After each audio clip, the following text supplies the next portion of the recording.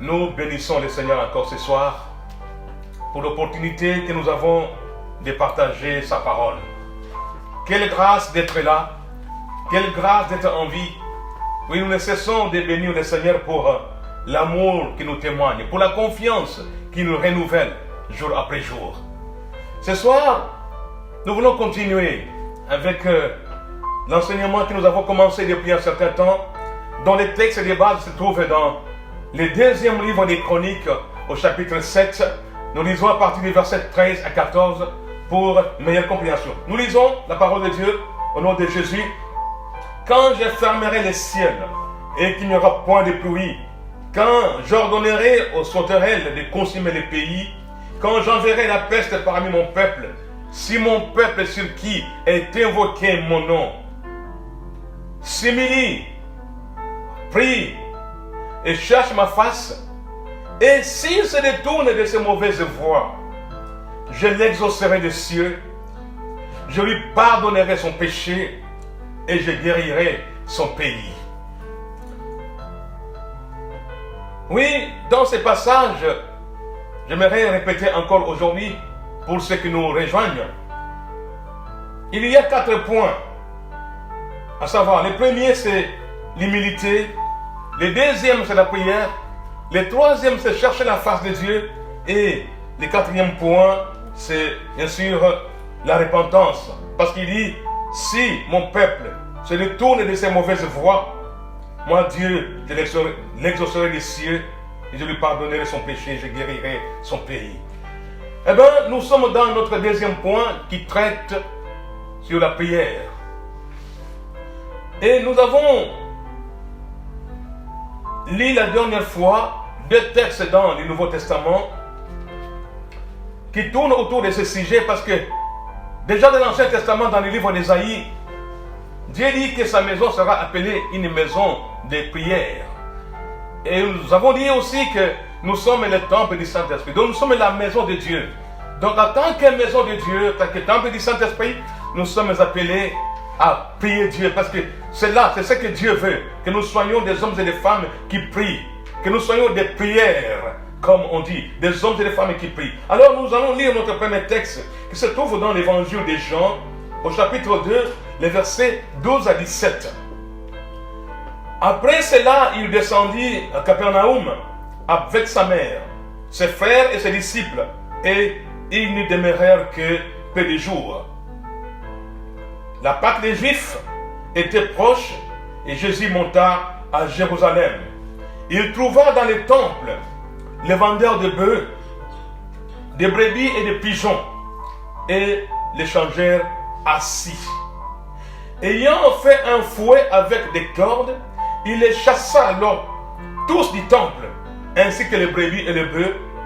Il dispersa la monnaie des échangeurs et renversa les tables. Et il dit aux vendeurs de pigeons, ôtez cela d'ici. Ne faites pas de la maison de mon père une maison de trafic ou une maison de commerce. Ses disciples se souvinrent qu'il est écrit, les ailes de ta maison me dévorent. Là est notre premier texte. Le deuxième texte se trouve dans les évangiles synoptiques, dans l'évangile de Marc, à partir au chapitre 11, les versets 15 à 19. Je vais lire. Ils arrivèrent à Jérusalem et Jésus entra dans les temples. Il se mit à chasser ceux qui vendaient et qui achetaient dans les temples.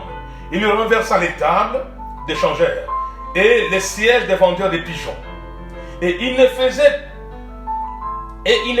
laissait personne transporter aucun objet à travers les temples. Et il enseignait et disait, n'est-il pas écrit, ma maison sera appelée une maison de prière pour toutes les nations? Mais vous en avez fait une caverne de voleurs. Les principaux sacrificateurs et les scribes, l'ayant entendu, cherchèrent des moyens de les faire périr. Car ils les craignaient, parce que toute la foule était frappée de sa doctrine. Et quand le soir fut venu, Jésus sortit de la ville. Je disais, si nous comparons les 2 textes, si nous prenons Jean chapitre 2, du verset 13 au verset 15, et Marc 11, 15, 19, si nous mettons ces deux textes en parallèle, nous constatons que dans Marc, il y a quelque chose qui s'ajoute. Alors que l'évangile de Jean, il parle de la maison du commerce, la maison du trafic, Marc nous dit que la maison de Dieu est devenue une caverne des voleurs. Donc il y a une aggravation des situations. Si nous considérons qu'il y a eu deux purifications du temple, donc la première purification dont Jean place au début du ministère public de Jésus s'est aggravée avec la deuxième purification. Parce que lors de la première purification, Jésus dit, vous avez fait de la maison de mon Père une maison de trafic, une maison de commerce. Mais dans l'évangile de Marc, il dit, vous en avez fait une caverne de voleurs.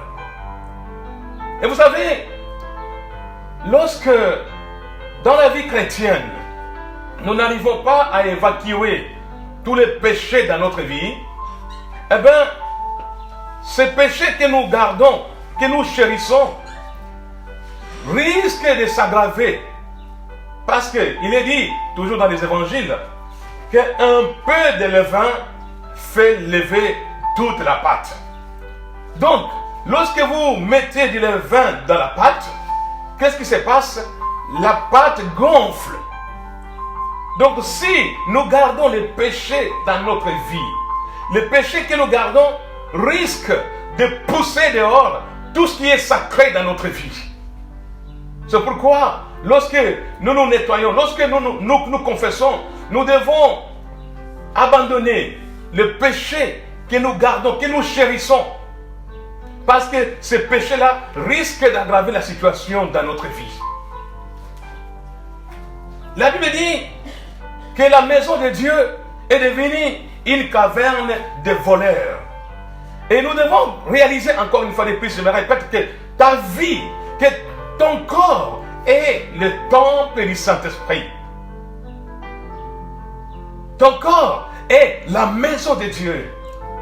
Mais il est dit que cette maison est devenue une caverne de voleurs. Alors la question que nous pouvons nous poser ce soir, c'est qui sont ces voleurs qui se sont introduits dans les temples? Ces voleurs-là, c'est qui? Ou qui sont-ils?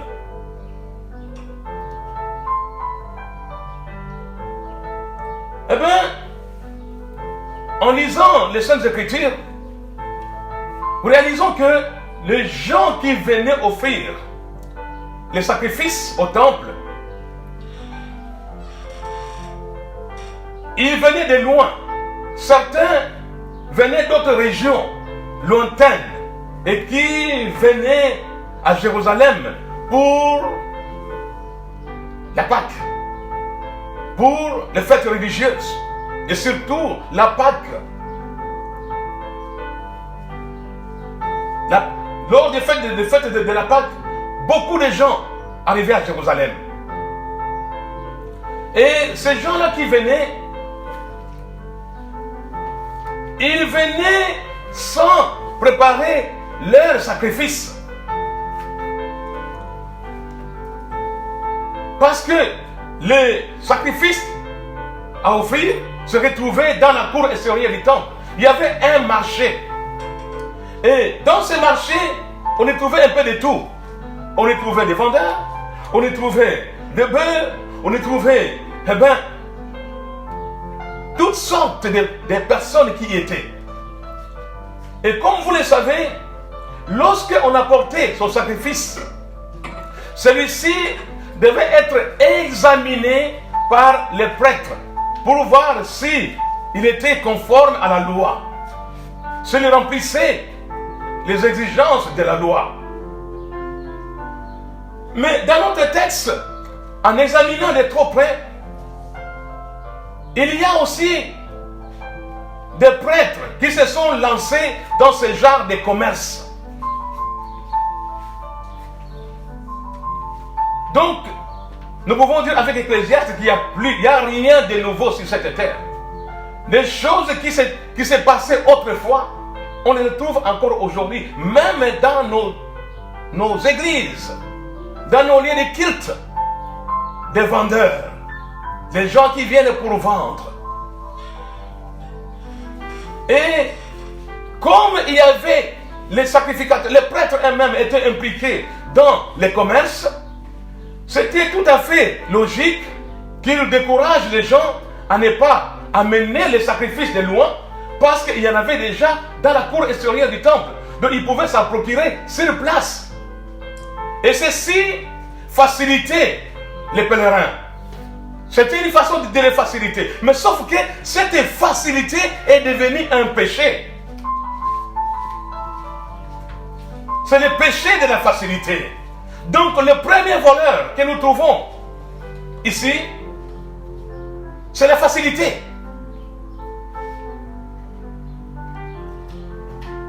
La facilité. Nous aimons tellement la facilité pour te dire, ça ne sert à rien de venir avec un sacrifice de loin. Tu en trouveras sur place. Il y en a beaucoup.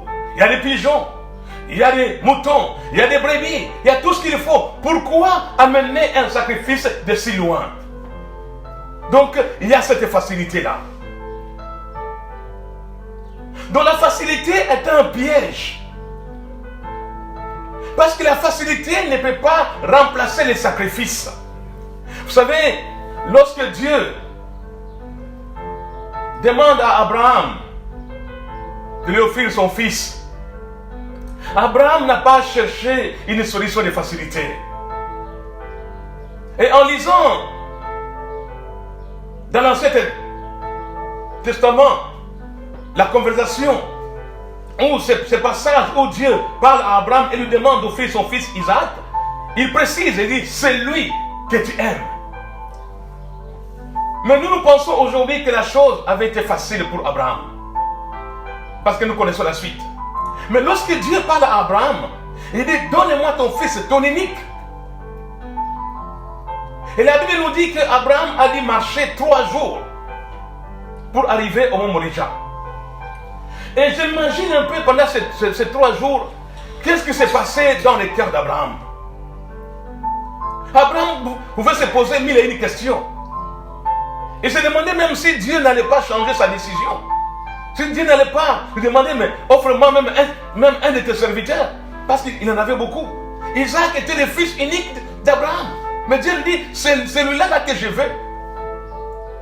Donc en allant au mont Moriah, Abraham était conscient qu'il allait offrir son fils.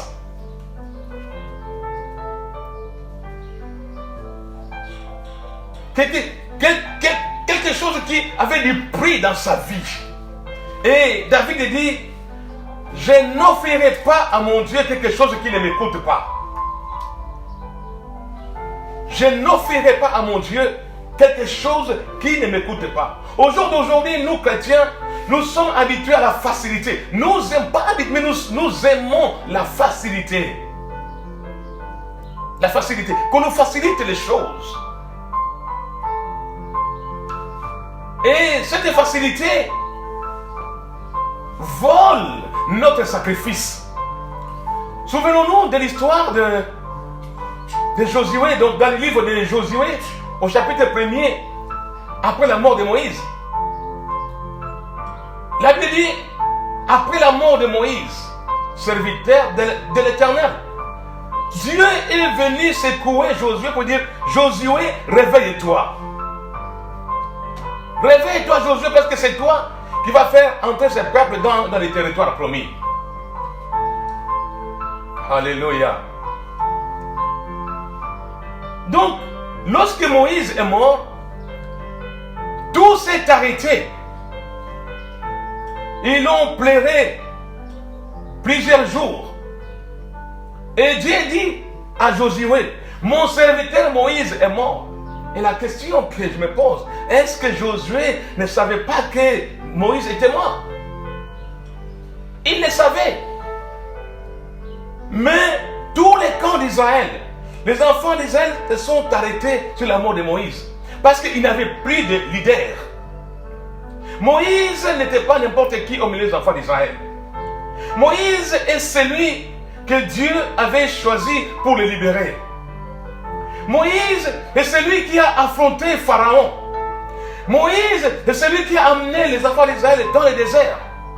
Moïse c'est celui qui est monté au mont Sinaï pour recevoir la loi. Moïse c'est celui qui intercédait lorsque le peuple péchait. Moïse est celui qui intercédait auprès de Dieu lorsque celui-ci n'avait pas à manger. Moïse c'est celui qui frappait les rochers pour que le peuple soit abreuvé. Donc Moïse n'était pas n'importe qui. Moïse était au centre des enfants d'Israël. Mais lorsqu'il est mort, le peuple était presque perdu. Je me demandais, mais qui va encore nous parler de la part de Dieu? Qui va monter vers Dieu pour nous dire ce que Dieu voulait pour nous? Qui va encore intercéder en notre faveur? Qui va encore intercéder à Dieu pour qu'il nous donne de l'eau à boire? Qui va encore faire tomber la main du ciel? Donc, Moïse était au centre. Les enfants d'Israël étaient habitués à la facilité, que Moïse fasse tout pour eux. Et c'est ce que nous voulons aujourd'hui. Nous voulons que tout soit facile pour nous, que d'autres personnes prient pour nous, que d'autres personnes intercèdent pour nous. Eh bien, c'est une mentalité, bien-aimée, que nous devons abandonner en tant que chrétiens. C'est des choses que nous devons laisser de côté. La facilité.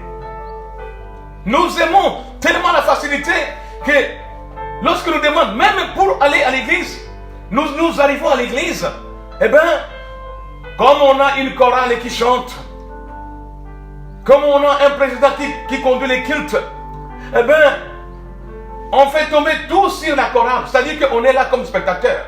C'est la chorale qui doit chanter pour nous. C'est la chorale qui doit intercéder pour nous.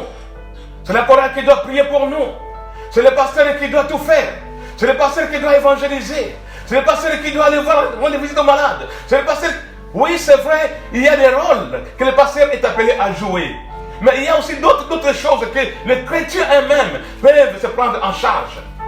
Tu es malade. Tu n'as pas seulement besoin que le pasteur vienne pour prier pour toi. La Bible dit, voici les miracles qui accompagneront ceux qui auront cru. Parce que tu as la foi en Dieu, tu peux prier pour les malades. Parce que tu as la foi en Dieu, tu peux intercéder. Parce que tu as la foi en Dieu, il y a des choses que tu peux faire. Alléluia. Tu n'as pas seulement à laisser aux autres cette tâche-là. C'est le pasteur qui doit lire la parole de Dieu pour vous. Ce sont les autres qui doivent vous exhorter. Oui, c'est vrai, ce n'est pas mauvais de demander qu'on prie pour nous.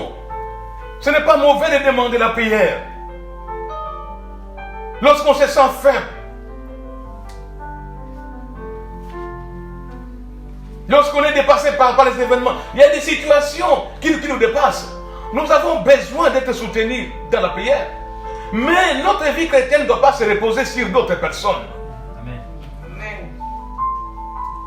Tu ne dois pas faire reposer ta vie spirituelle sur les pasteurs, sur d'autres chrétiens. Non, tu es appelé toi-même à aller vers Dieu. À t'approcher de ce Dieu.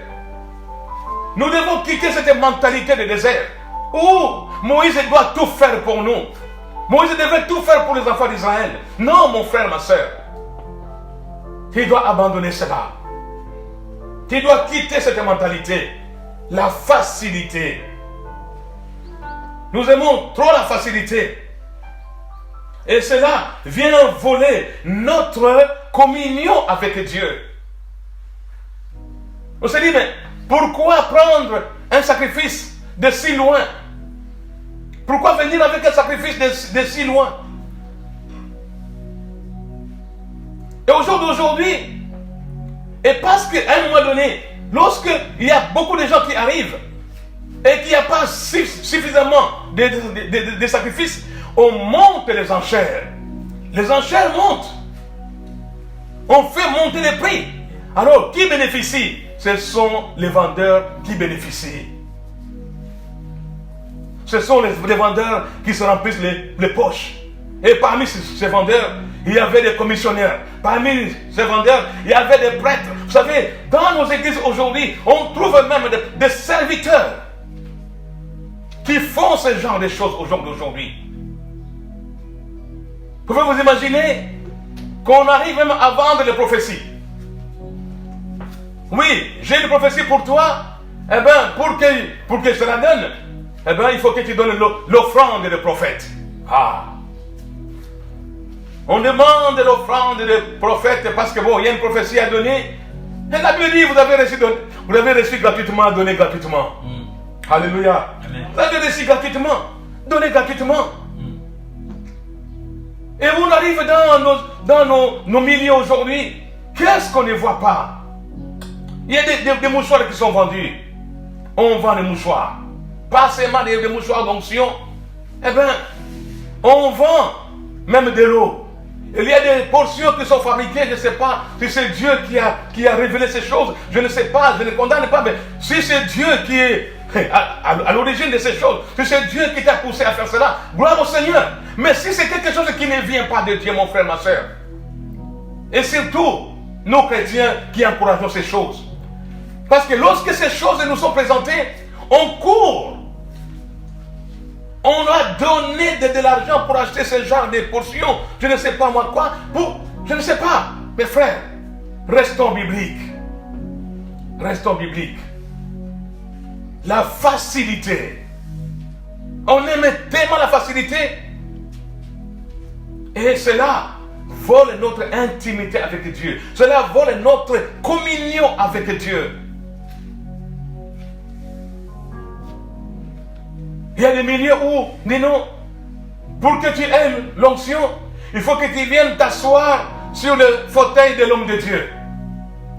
Et cela, moyennant une enveloppe, moyennant une offrande, pour recevoir quelque chose de la part de Dieu. Bon, si c'est quelque chose que Dieu t'a demandé de faire, ok, que Dieu soit béni, que Dieu soit loué. Mais si c'est quelque chose que tu fais pour juste te faire de l'argent, eh bien je te conseille, mon frère, ma soeur, d'arrêter cela parce que ce n'est pas conforme. Ce n'est pas ça que Dieu veut. Et nous chrétiens,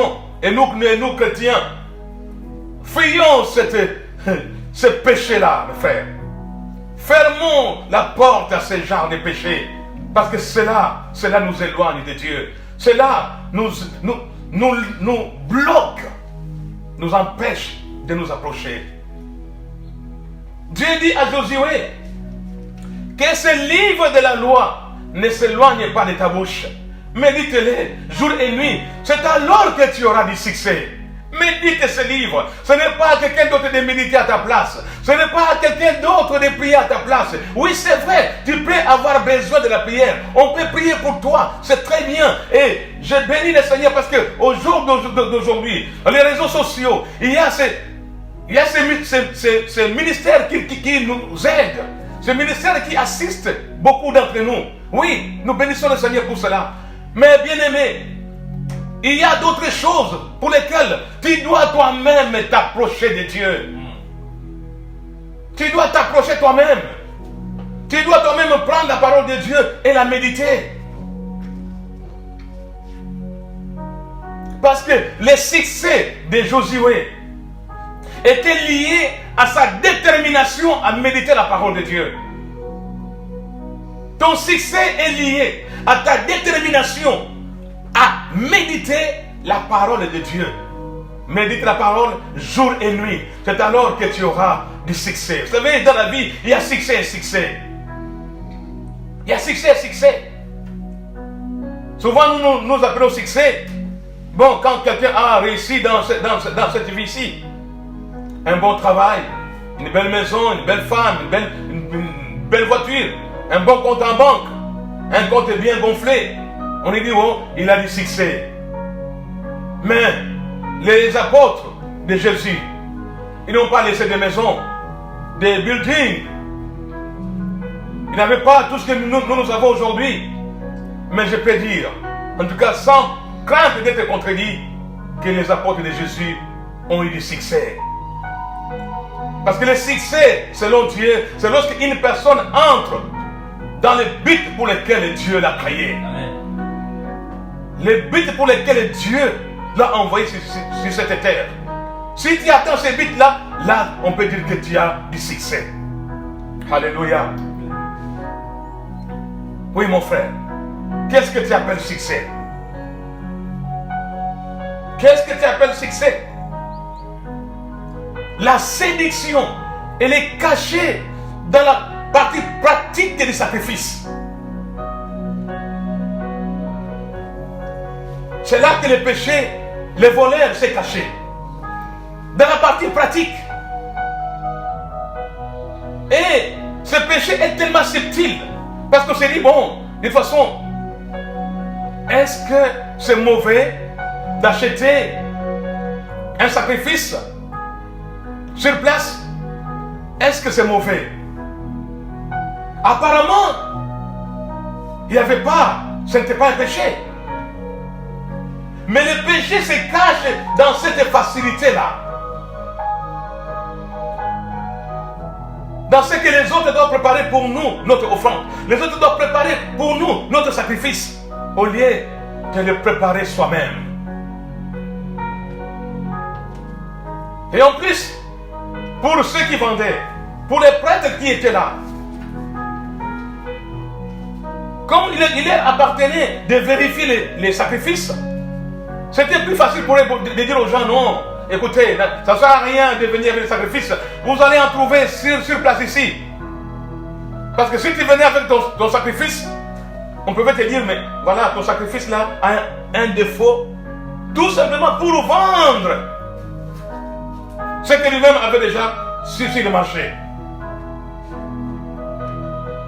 Et il y a des choses horribles qu'on entend dans nos milieux aujourd'hui. Où certains demandent, après avoir prié pour quelqu'un, Dieu a répondu, Dieu a exaucé. J'ai ouï dire cela. On donne une offrande. Et l'homme de Dieu dit non, cette offrande-là n'est pas assez. Tu sais, tout ce que tu peux donner, c'est tu as un terrain, tu as une maison, tu peux offrir à Dieu.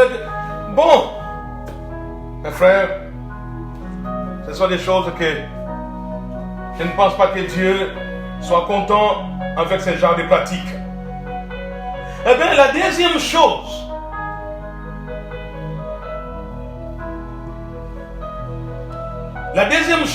le deuxième voleur qu'on trouve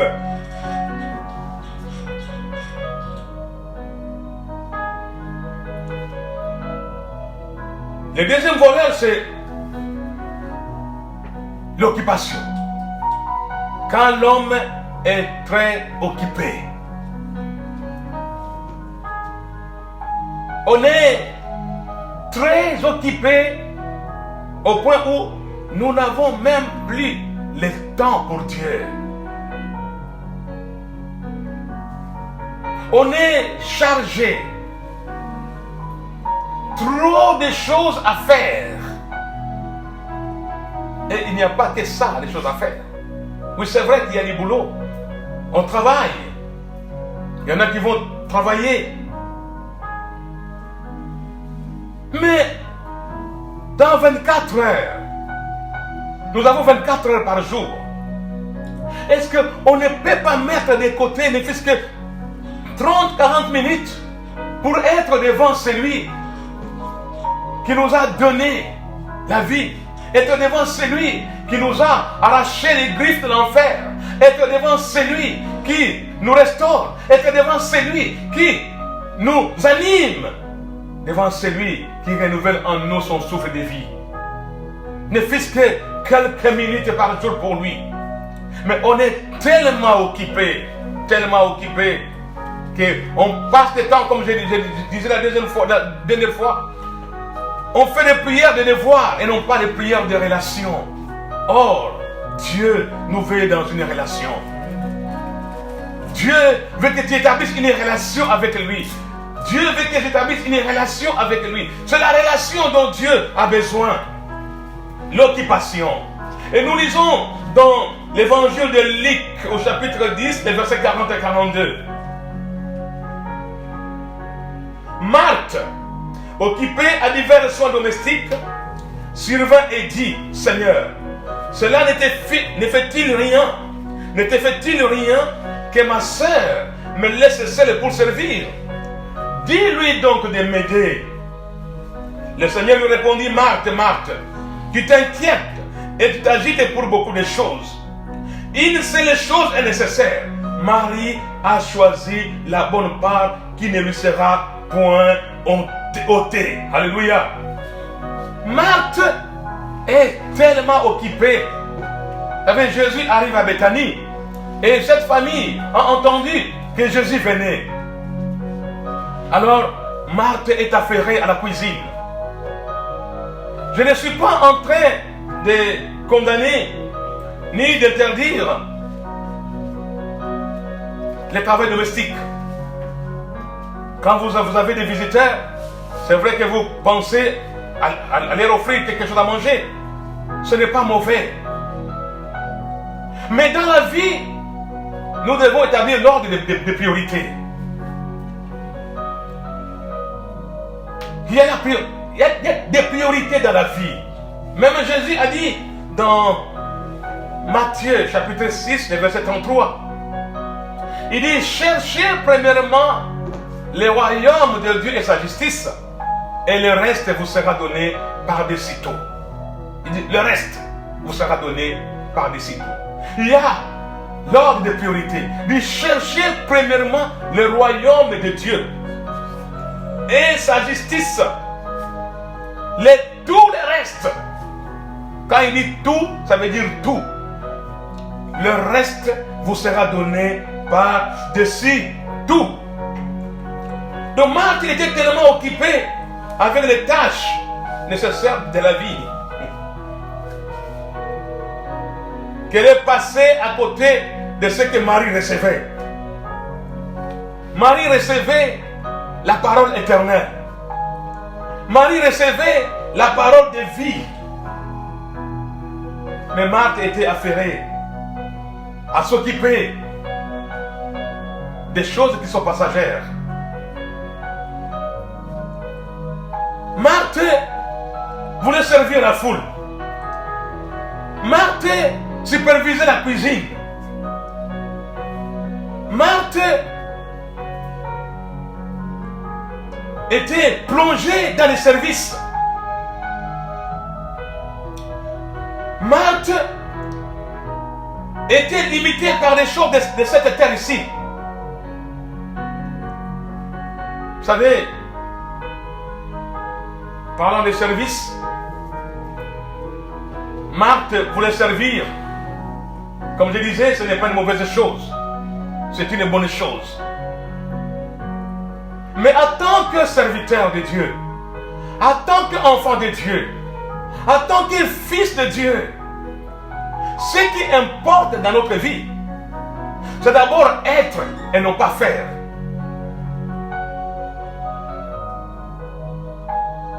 On s'affaire, nous sommes plus tournés vers le faire. On veut servir, c'est une bonne chose. Mais avant de servir, il faut commencer par être.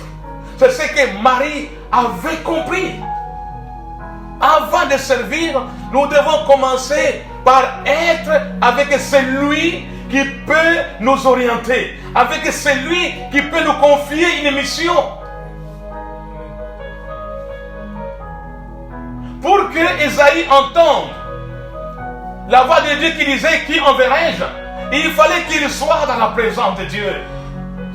Et pour que Moïse vienne devant le peuple, il se tenait d'abord dans la présence de Dieu.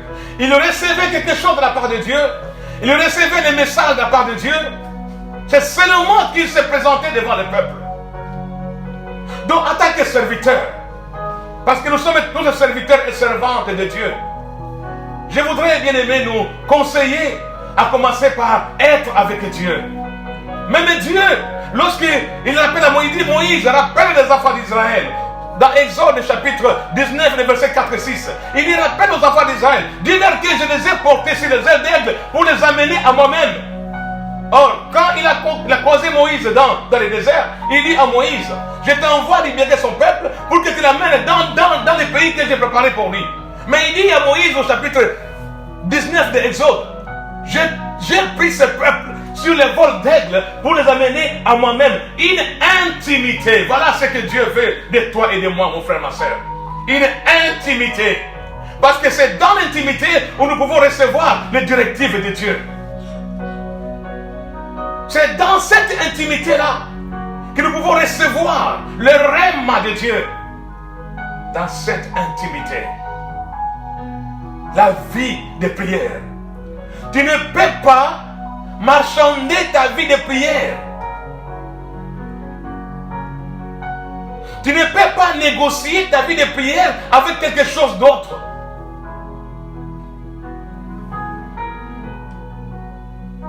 La priorité. Où est-ce que nous avons placé nos priorités? Où ai-je placé ma priorité? Dans le psaume 37, le verset 4, il est dit, fais de l'Éternel tes délices et il te donnera ce que ton cœur désire. Fais de l'Éternel tes délices. Et je peux changer ce verset en nous disant, oui, fais de l'Éternel ta priorité et il te donnera ce que ton cœur désire. Les désirs de ton cœur. C'est quelque chose que tu n'as pas encore exprimé. Quelque chose qui est enfoui en toi, mais que Dieu seul voit. Que Dieu seul sait. Mais si tu fais de lui ta priorité, si tu fais de lui tes délices, voilà, il te donnera ce que ton cœur désire. La priorité. La prière doit être notre priorité en tant que chrétien. Cherchez Dieu. Et comme nous le savons, je l'ai déjà dit, la priorité a des exigences. La priorité a ses exigences. Dieu a fait de nous sa priorité. Il nous aime tellement. Et parce que nous sommes la priorité de Dieu, qu'est-ce que Dieu a fait? Il nous a envoyé son fils Jésus. Parce que l'homme est sa priorité. L'homme s'est perdu. L'homme s'est éloigné de Dieu. Pour nous réconcilier avec lui, qu'est-ce qu'il fait? Il envoie Jésus. Et lorsque Jésus arrive sur terre, lorsque Dieu s'incarne en Christ, qu'est-ce qui se passe? Il aime tellement l'humanité, il aime tellement l'homme, qu'il est prêt lui-même à donner sa vie. Nous sommes dans la période de Pâques. Nous commémorons la mort et la résurrection de Jésus. Parce qu'il a tellement aimé l'homme qu'il n'a pas hésité à donner sa vie. Donc les sacrifices, la priorité exige les sacrifices. Si nous faisons de Dieu notre priorité, eh bien aimé, même les sommeils, on mettra les sommeils de côté pour être avec Dieu. C'était les choses de la terre, de ce monde, seront secondaires parce que Dieu est notre priorité. Nous ne faisons pas de Dieu notre priorité, la prière n'est pas la priorité, la communion avec Dieu, l'intimité n'est pas la priorité parce que nous sommes loin de lui. Parce que nous aimons la facilité. Nous aimons la facilité.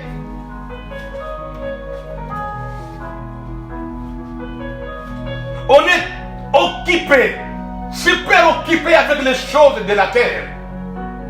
On est occupé à chercher l'argent. Ce n'est pas mauvais d'aller travailler. Ce n'est pas mauvais. Je ne condamne pas ça. Mais il y a tellement de choses qui nous entourent, qui nous volent notre intimité avec Dieu.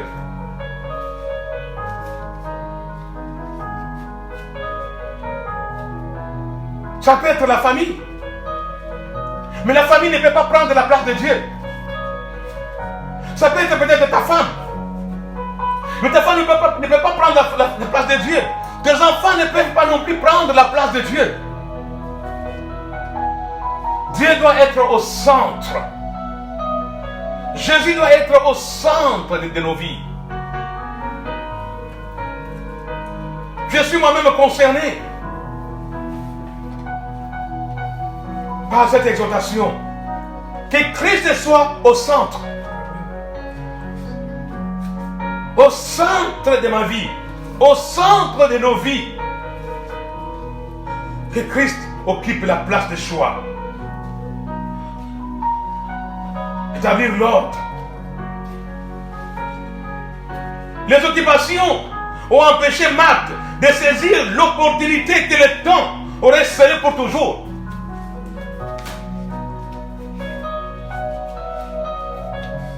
Les services, l'occupation, l'a fait rater quelque chose de spécial. Vous savez, au jour d'aujourd'hui, on a toutes les bonnes raisons pour ne pas aller au culte. Mais Dieu est grand. Et je rejoins cet homme de Dieu qui a dit, le confinement pour prier. C'est confiner pour prier, pour prendre le temps de la présence de Dieu, pour chercher la proximité avec Dieu. Dieu a mis ce temps à part.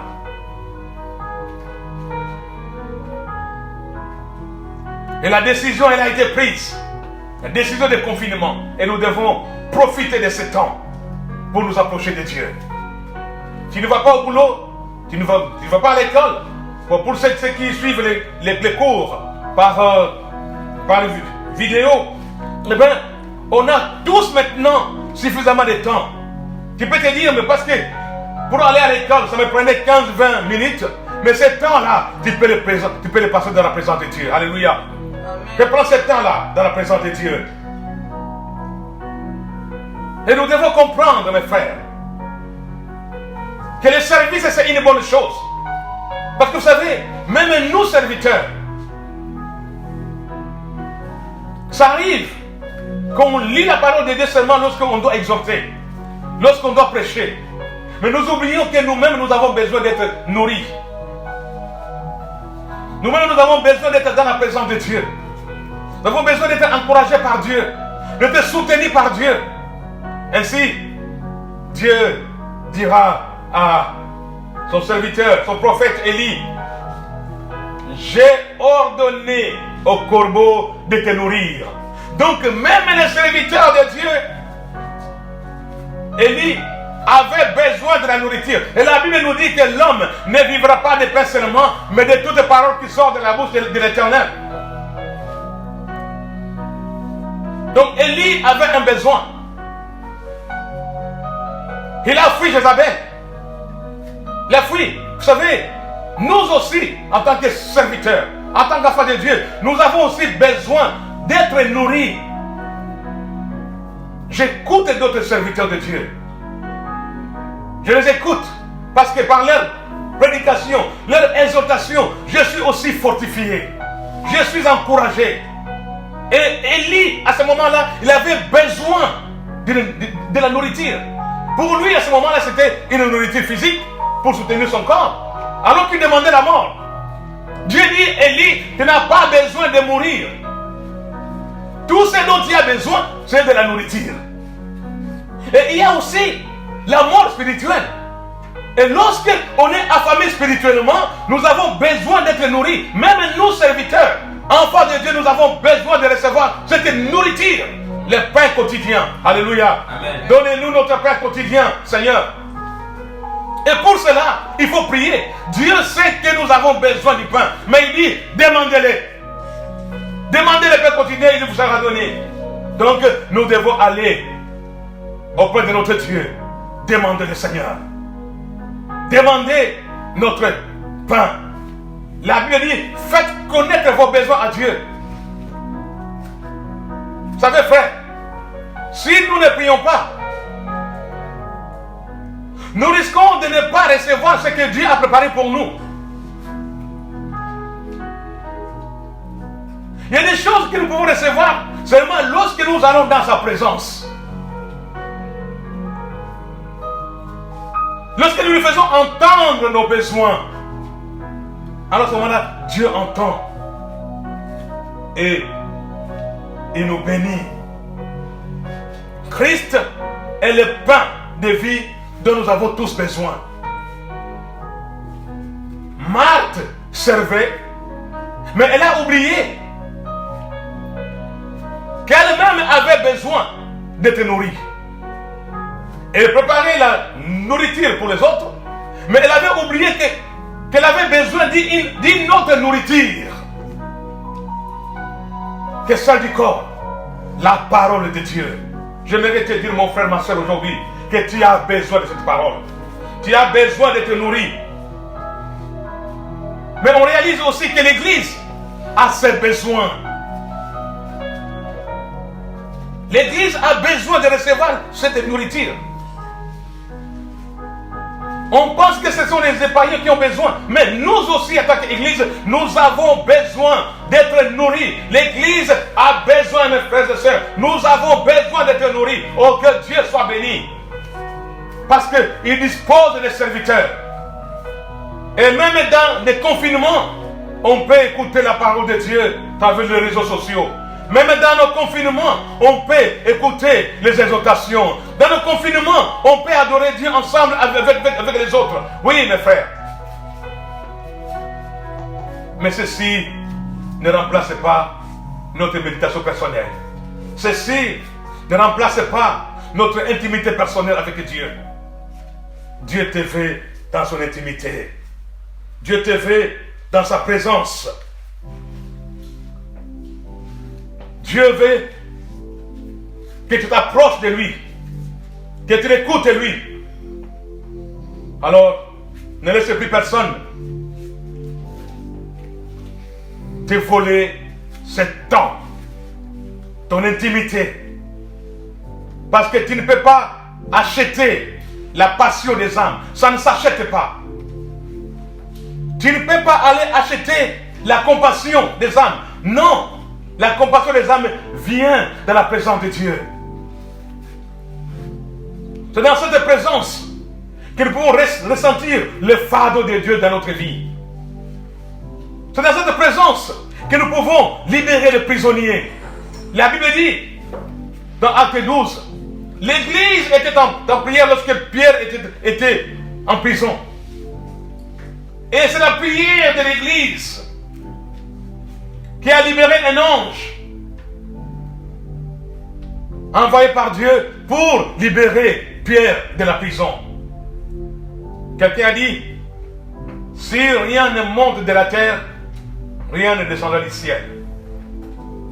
Alors, tout ce dont nous avons besoin, mes frères et sœurs, c'est de passer le temps dans la présence de Dieu. C'est de nous approcher de ce Dieu-là. Approche-toi de Dieu. Approche-toi de Dieu. Jésus pouvait dire dans Jean 4:34, ma nourriture est de faire la volonté de celui qui m'a envoyé et d'accomplir son œuvre. Celui qui me mange vivra par moi. Celui qui me mange vivra par lui. Il a ordonné au corbeau de nourrir. Oui, mon frère, ma soeur.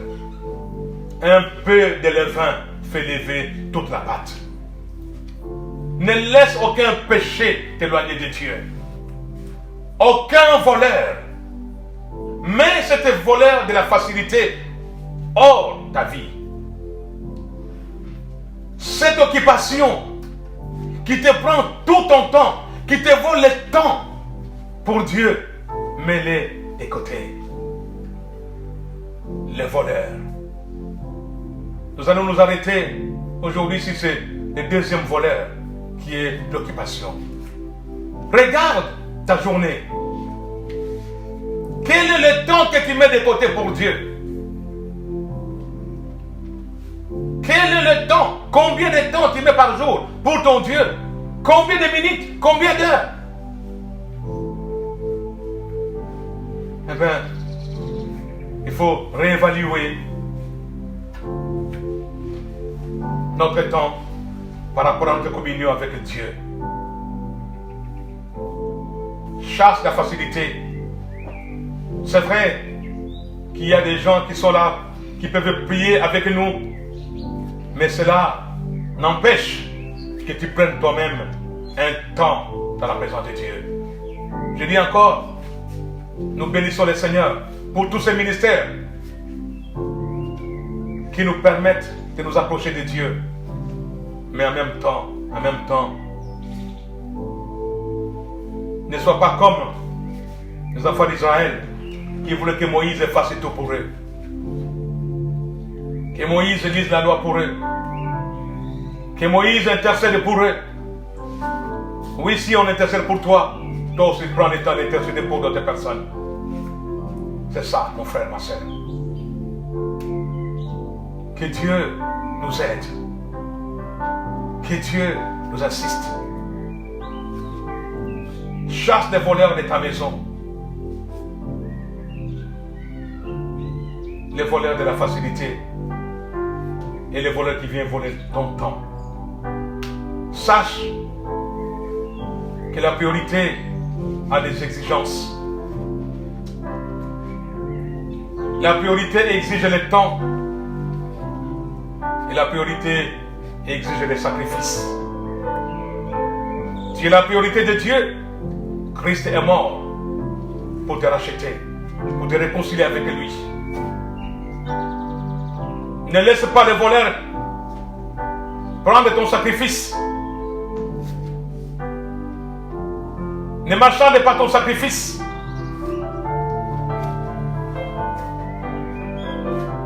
Ne laisse pas quelqu'un d'autre offrir à ta place. Mais approche-toi de Dieu. Approche-toi avec ton offrande. Avec le sacrifice, le fruit de tes lèvres qui glorifie Dieu. Alléluia. Nous nous inclinons dans la prière.